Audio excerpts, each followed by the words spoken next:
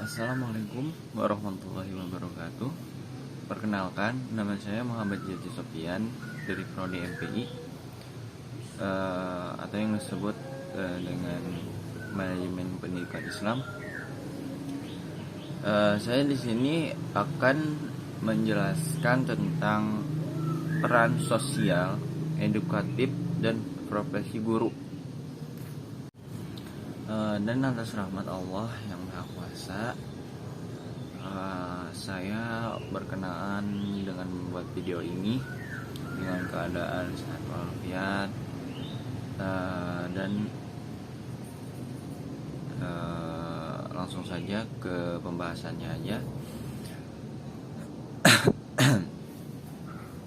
Jadi peranan sosial itu adalah objek kajian sosiologi yang merupakan perilaku yang diharapkan dari seseorang individu yang menempati posisi atau dalam jenis status sosial tertentu. Peranan adalah pola perilaku yang konvertatif yang diakui secara sosial, menyediakan sarana untuk mengidentifikasi dan menempatkan individu dalam masyarakat. Peranan juga berfungsi sebagai strategi untuk mengatasi situasi yang berulang dan berurusan dengan peranan orang lain, misalnya saja dalam hal peranan orang tua, guru, mungkin masih banyak lagi. Dan terdapat bermacam-macam jenis peranan sosial dalam masyarakat yang dapat dibedakan berdasarkan cara mendapatkannya atau pelaksanaannya dan prioritas pelaksanaan dengan masing-masing. Misalnya contohnya sesuatu yang diharapkan dari peranan mencakup tindakan dan kualitas dari apa yang didapatkannya. Konkretnya, seseorang guru dapat diharapkan tidak hanya memberikan ceramah atau memberikan mereka tugas atau pekerjaan rumah dan hanya mempersiapkan ujian, tetapi juga harus juga untuk berdedikasi, peduli, jujur, dan bertanggung jawab. Jadi pengertian dari peranan sosial adalah sebagai seperangkat perilaku, hak, kewajiban, kepercayaan, dan norma sosial yang terhubung sebagaimana konsepsial disaksikan oleh orang-orang dalam situasi sosial. Peranan sosial mencakupi seperangkat setidaknya yang ditetapkan atau ditugaskan untuk setiap individu dan dalam masyarakat. Jadi itu pengertian dari peranan sosial. Dan definisi peranan sosial menurut para ahli atau menurut saya juga, dari Abu Ahmad, pengertian peranan adalah sebagai suatu kompleks pengharapan manusia terhadap caranya individu harus bersikap dan berbuat dalam situasi tertentu yang berdasarkan status dan fungsi sosialnya. Dan dari Soerjono Soekarto, definisi peranan lain, aspek dinamis kedudukan atau status apabila seseorang melakukan hak dan kewajibannya sesuai dengan kedudukannya, maka ia akan menjalankan satu peranan. Dan menurut saya peranan itu juga penting dalam kehidupan sehari-hari, misalnya untuk bersosial dengan teman, berbaur dengan masyarakat. Apalagi di lingkungan pesantren ini juga kan harus bisa memerankan sikap yang baik gitu, apalagi kepada guru-guru Dan peranan juga memiliki jenis peranan sosial juga memiliki beberapa jenis dan beberapa contohnya. Yang pertama, ada peranan budaya. Budaya adalah salah satu atribut utama masyarakat. Orang sering terlibat dengan beberapa aspek budaya. Seseorang yang masuk dalam wilayah budaya harus memenuhi harapan masyarakat yang melekat padanya. Sebagai contoh, seseorang imam harus memenuhi tugas-tugas seperti melakukan ritual dan kayak semacam upacara. Dan yang kedua, definisi sosial. Arti definisi sosial pada dasarnya mengacu pada perubahan peranan sosial dengan profesi dan hubungan individu yang mempraktikkan beberapa profesi seperti mengajar, memasak, dan memasang pipa yang memiliki peranan yang berbeda untuk dipenuhi. Dan yang ketiga, situasi peranan khusus. Orang yang mengambil peranan yang berbeda sesuai dengan situasinya. Kadang-kadang seseorang ternyata menjadi korban kecelakaan atau saksi mata karena situasi yang tidak terduga. Dan yang keempat, peran biosisiologis. Manusia hidup dalam lingkungan tertentu sehingga mereka memiliki banyak tanggung jawab terhadap konservasi dan pelestarian alam dan anggotanya. Dan yang keempat dan yang terakhir, peran gender.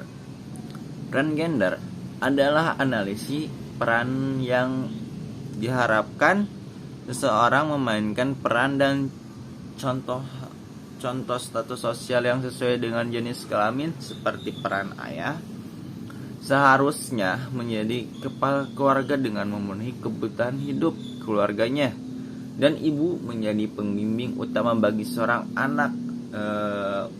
Seperti contohnya tuh kayak si ibu tuh ngajarin anaknya itu buat belajar, jangan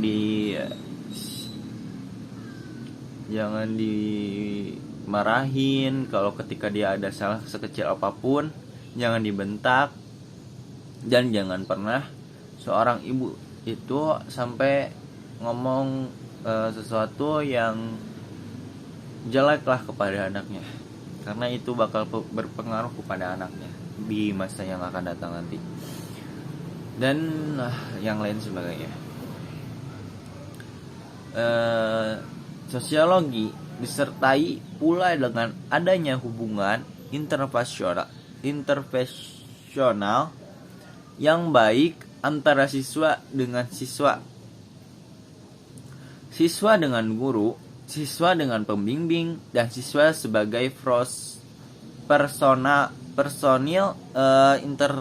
interaksi edukatif dapat ditarikan sebagai suatu aktivitas relasi.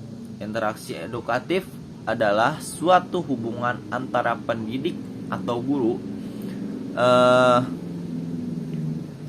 dan anak didik yang berlangsung dalam ikatan pendidikan. Dapat disimpulkan bahwa pengertian interaksi edukatif antara guru dan murid adalah suatu proses hubungan timbul baik yang sifatnya komunikatif, dilakukan dengan sengaja, direncanakan, dan mempunyai tujuan yang tertentu. Dan terus saya akan menjelaskan tentang profesi guru. Menurut KBBI, kata profesi berarti bidang pekerjaan yang dilandasi pendidikan keahlian atau keterampilan, kejuruan, dan sebagainya tertentu. Sardiman berpendapat secara umum, profesi dapat diartikan sebagai suatu yang bermanfaat menurut Uno. Guru merupakan suatu profesi yang berarti suatu jabatan yang memerlukan keahlian khusus sebagai guru dari tidak dapat dilakukan oleh sembarangan orang di luar bidang kependidikan. Profesi guru juga adalah jabatan profesional yang memiliki tugas pokok dalam proses pembelajaran atau uraian tugas pokoknya tersebut mencakupi seluruh unsur proses pendidikan dan peserta didik. Tugas pokok itu hanya dapat dilaksanakan secara profesional bila persyaratan profesional yang ditetapkan terpenuhi. Dan adapun tugas guru sebagai profesi adalah yang pertama, membangun peserta didik untuk mengembangkan seluruh mengembangkan seluruh potensinya sehingga tumbuh dan berkembang dengan total dan sempurna. Dan yang kedua, membantu anak belajar sehingga kemampuan intelektualnya tumbuh dengan menguasai berbagai ilmu pengetahuan, keterampilan, pengalaman, nilai, dan juga sikapnya. Dan yang ketiga, menyampaikan berbagai ilmu pengetahuan kepada peserta didik dengan menggunakan pendekatan dan metode yang penuh dengan kreativitas sehingga kreativitas peserta didik tumbuh dan berkembang. Dan yang keempat, menanamkan berbagai nilai-nilai dalam peserta didik sehingga melekat dari tubuh mereka satu dengan perilaku peserta didik setiap harinya. Dan yang kelima, membangun watak dan kepribadian peserta didik menjadi orang yang memiliki watak dan kepribadian tertentu yang diperlukan oleh masyarakat luas. Dan yang keenam, mengajar peserta didik bagaimana berhubungan dengan orang lain di luar sana. Dan yang terakhir, mengembangkan peserta didik menjadi orang yang berakhlak mulia. Jadi fungsi guru dalam proses pendidikan adalah mengajar, mendidik, membina, mengarahkan, dan membantu watak dan kepribadian sehingga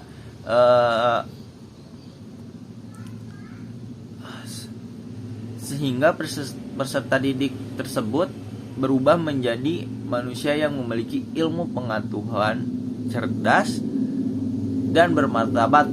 Oleh karena itu, tidak setiap orang dapat menjadi guru, tidak setiap orang dapat melakukan tugas guru. Dan guru memerlukan persyaratan dan kompetisi profesional yang diperoleh melalui pendidikan yang dirancang khusus untuk itu, sehingga dalam melaksanakan tugasnya guru akan terhindar dari kesalahan. Alasannya, bila terjadi kesalahan, hal itu akan berakibat fatal terhadap masa depan peserta didik dan tentu saja amat merugikan dunia pendidikan. Dengan demikian, guru memerlukan pendidikan profesional yang dapat menghasilkan guru yang memiliki kemampuan profesional yang disyaratkan oleh jabatan guru sebagai sebuah profesi. Untuk melaksanakan tugasnya secara profesional atau efisien dan efektif, guru harus memenuhi persyaratannya.